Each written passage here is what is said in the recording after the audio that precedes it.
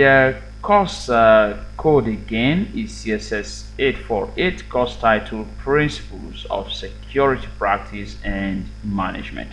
My name is Dr. Ashibi Jacob Eneji, and I will be taking you on a topic today which essentially deals with module 1. All right, and the topic is police patrol. We'll be looking at police patrol today. Police patrol.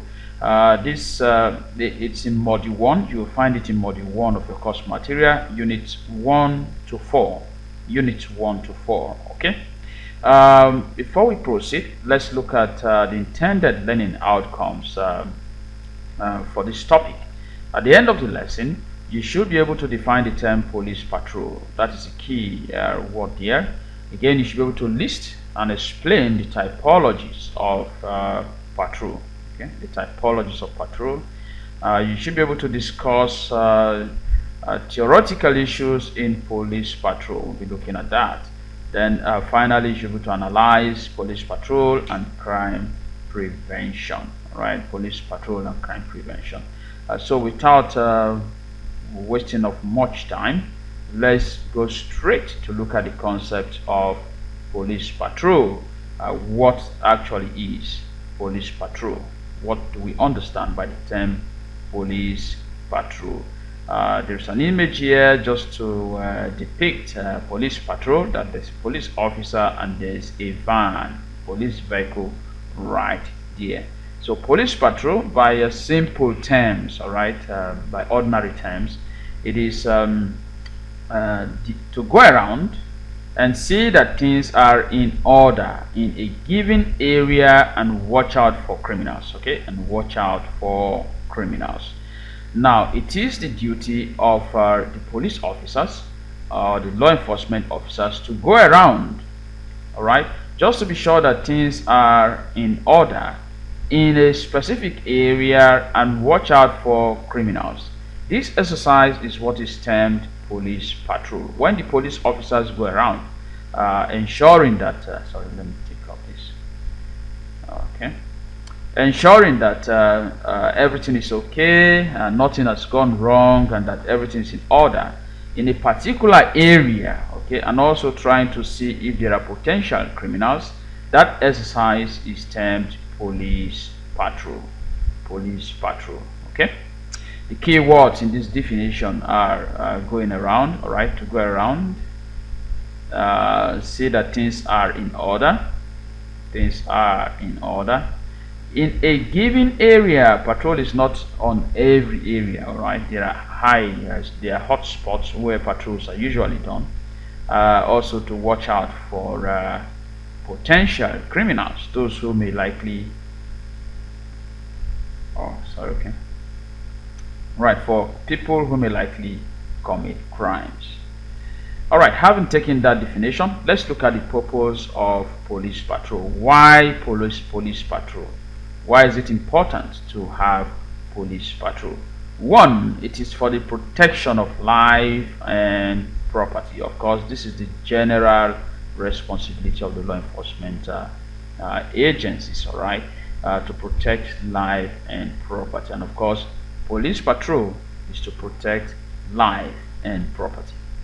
Then 2 is to apprehend those responsible for crimes, to actually accost and apprehend people who have committed offenses, who have committed criminal offenses.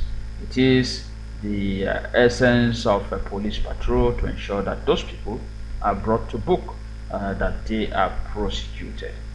Then to prevent criminal activities. The overall objective or aim of police patrol again is to prevent criminal activities within those areas that the patrol is happening. Okay, so now there are different typologies of police patrol, so we'll take them one after the other. Let's take patrolling beat and patrolling system. All right, patrolling beat and patrolling system. The first question that comes in mind is, what is patrol beat? What is patrol beat? It is not the normal beating of somebody, okay, that you possibly know. A beat is an area in police term. A beat is an area or portion of land allocated to a constable to take care of in a patrol system. All right, so usually during patrols, areas are demarcated and assigned to different police officers, constables, to watch over, all right, to patrol over those areas. The areas that are assigned to those police officers to take care of in the patrol system is what is termed beats. All right, you can have a beat location, you can have beat patrol. Beat patrol is patrol within a specific area, okay. All right, so the next term, the objectives of beat. Why do we have beat patrol? Why must police officers patrol a particular area? Why must they mount surveillance on a particular area? Well, the first one is to suppress and prevent crime. That's the first one. To ensure that criminal activities around the area are brought down, that they are brought to book, the criminals themselves are brought to book. Then the second one is to apprehend escaping criminals, criminals that are running away, fleeing criminals. It is by virtue of beat patrol that those criminals are being apprehended, that they are caught and brought to book. Overall, like we had stated, it is beat patrol is essentially for the protection of life and property, arrest of offenders, traffic control, to assist in traffic control, etc. Beat patrol also helps in all of this: protection of life and property, arrest of offenders, assistance in traffic control, etc. And finally, beat patrol is of importance in terms of effective surveillance, where an area is being monitored for a specific period to ensure that no criminal activity happens, or to ensure that criminals are brought to book. That is why these are the reasons for beat patrol, all right, for beat patrol, why an area must be monitored or put under surveillance to deter criminal activities. All right, so having discussed the first typology of police patrol, which is a patrolling beat and patrol system, let's look at let's dig further to the ways of our beat patrol. Let's see the different ways that beat patrol. Ways of beat patrol. The first way here is fixed route patrol system. Fixed route system. Fixed route system. The fixed route system, as the name implies, fixed. All right, the route is fixed. Patrol, it is a patrol along a given route at a definite place and at a definite time, where it can be easily predictable that this particular area, police usually patrols that area and around this time.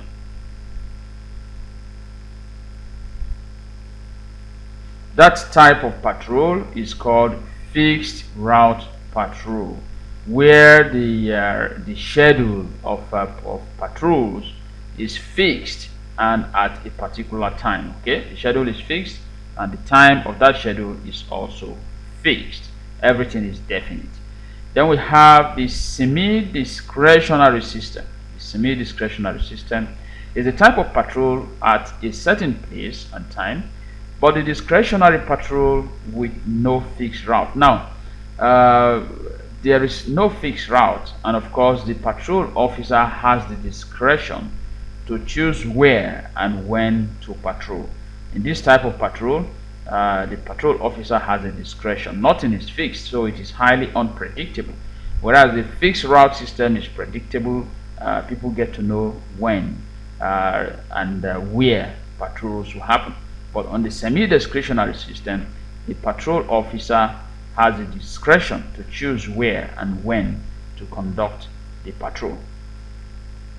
Okay, then we have the discretional system. The discretional system. Patrol at discretion with any fixed route. Okay, with any fixed route. Now here there is a that the patrol is at the discretion of the police officer, but then the routes of which the patrol will happen are fixed. Okay, they are fixed. People get to know that this route here, or this road, or this location is always patrolled by the police by at this time. All right, so the police has a fixed route and they have their scheduled time for such patrols. Okay, the last one, which is the most common, is the Aberdeen system. The Aberdeen system, that is the one that is common. It is used where manpower is inadequate, where we don't have enough police officers. Okay, where manpower is inadequate. A situation where patrol van conveys a number of constables to an area of a town. All right, the van leaves them there. The constables patrol the area at an arranged time, and they are picked up and conveyed to another part of the town to begin the process again. All right, here there is no, the reason for the Aberdeen system is that there is shortage of manpower. The number of police officers to patrol the area are not adequate enough. Okay, so there's a police van that usually conveys them to a particular location, keeps them there if they are to patrol that area for 2 hours. After 2 hours, the vehicle picks them up again, takes them to another location, and again they patrol the area just like they have done in the first one. Okay, so the Aberdeen system is the most common type of beat patrol. It is common in Nigeria. You see them on their vans going to different locations. Okay. All right, so those are the ways of the beat patrol. You may want to read further, read the guide and mode and methods of patrolling beat. You want to read this further. It's available in your course material, so go ahead and read that guide and methods of patrolling beat. Okay, so let's move on now to the next typology, or the next type of police patrol. Right, so the next type is the automobile and foot patrol. The automobile and foot patrol, as the name implies, automobile. All right, more of a foot patrol where the police officers are used to reach remote locations. All right, motorbikes are used to reach remote locations. All right, where vehicles may not be able to get in there. They use automobiles are used to reach remote locations, especially during teamwork, where it makes it easier for those team members to reach themselves and also see how they can address the crime problem.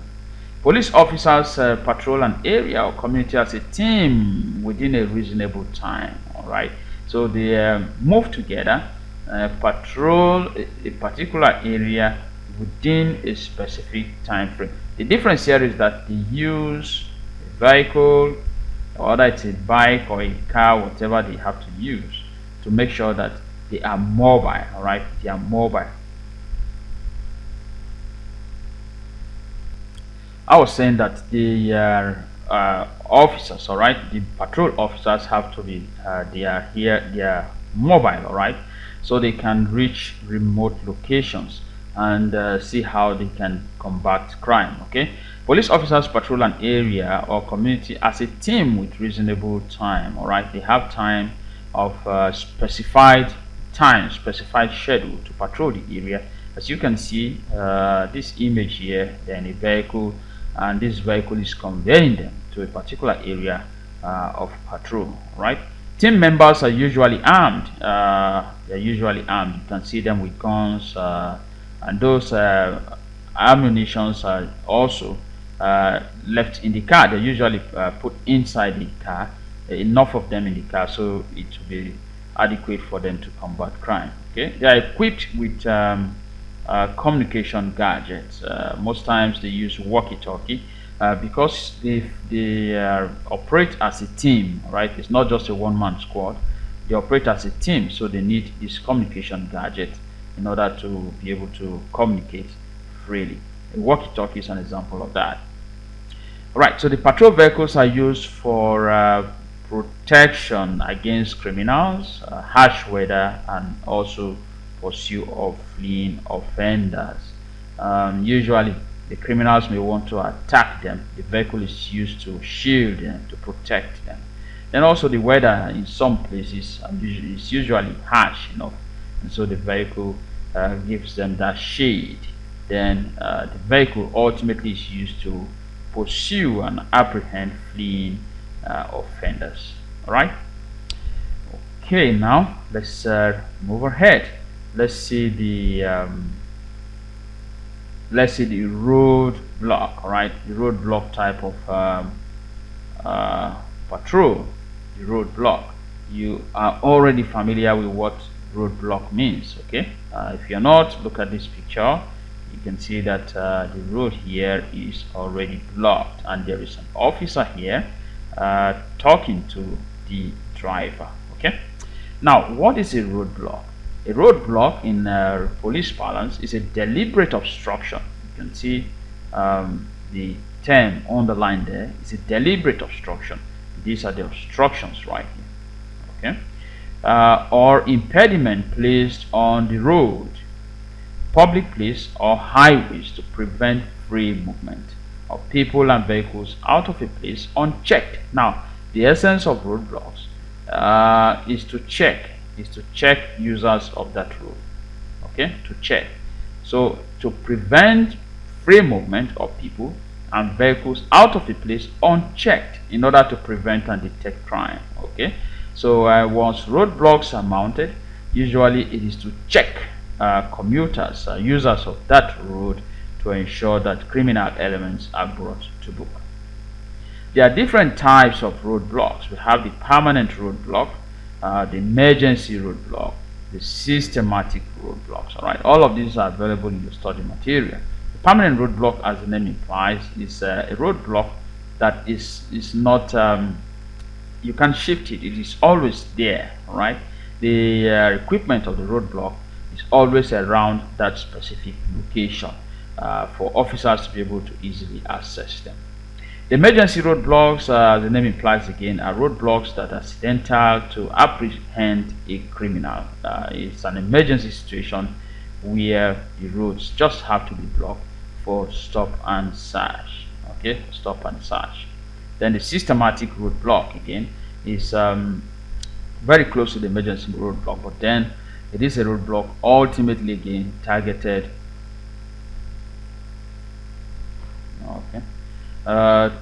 to again apprehend criminals who are on the run.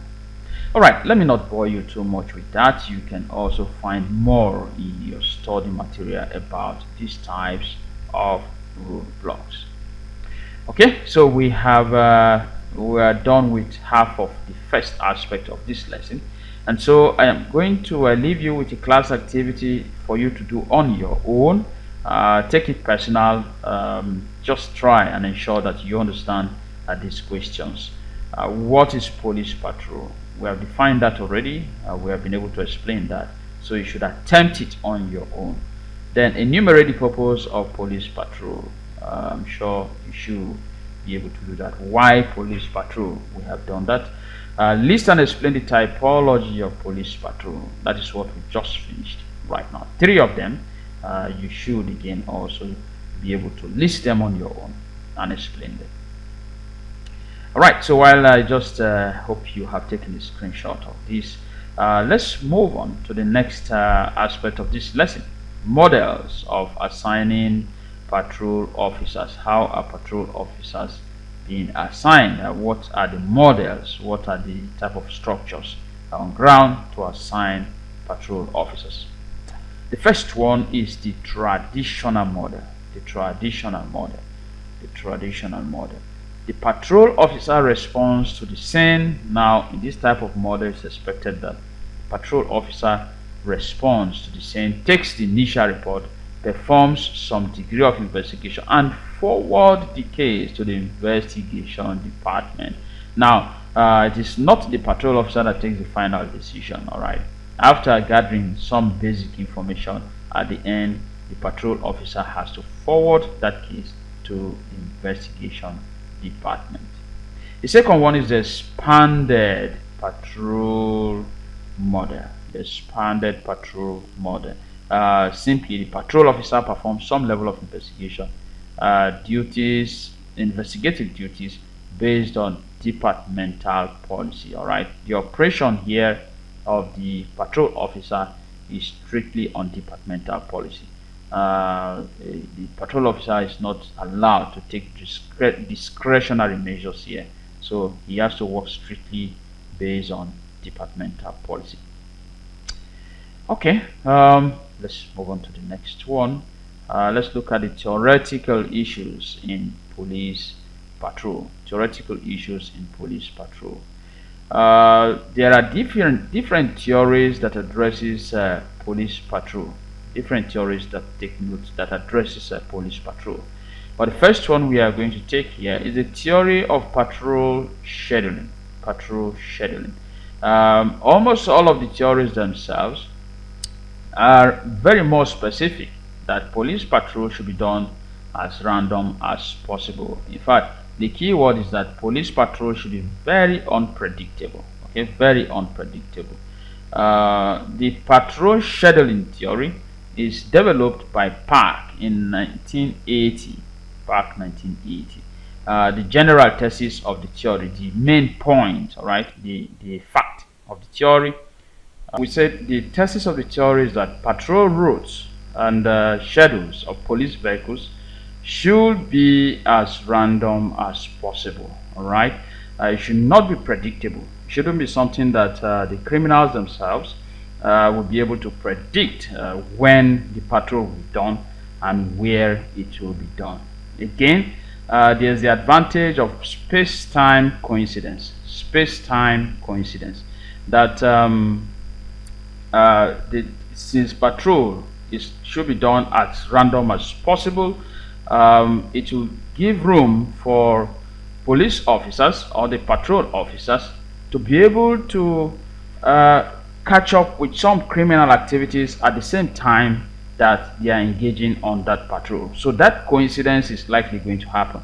And since that space-time coincidence, that's the space of patrol and the time of committing the crime correlates, criminals are likely going to be more careful committing crime because patrol can happen at any time. Okay, and so they're likely going to be caught. All right, so the general patrol routes and schedules is part of the patrol scheduling theory that the